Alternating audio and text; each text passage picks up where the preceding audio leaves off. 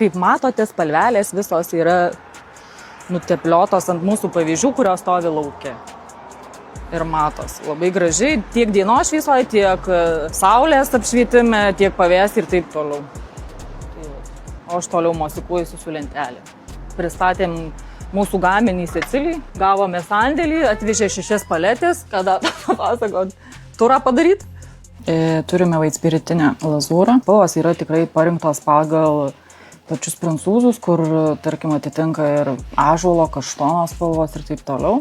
Rekomendacija didelė, kad dažyti tik tai lauką, kadangi tai yra vaitspiritinio pagrindo dažyvė. Tikrai padaryta irgi ne vienas projektas, tikrai labai gražiai atrodo, nes klientai atsiunčia nuotraukas. Spalvos yra 8, iš kurių viena yra bespalvė. Tai iš tikrųjų galima bandyti pigmentuoti, tiesiog tik tai reikia įsivertinti tokį variantą, kad tai nebus tokia spalva, kad ten jum kaip iš katalogo arba iš spalvininko, nes tai yra sudėtis kita ir vėl tai yra skaidri bazė. Ir šiaip tai labai gražiai atrodo, tikrai labai gražiai atrodo, nes tikrai yra ne vienas projektas padarytas, kur būtent šita dažyvė lazūra mūsų ir dažo.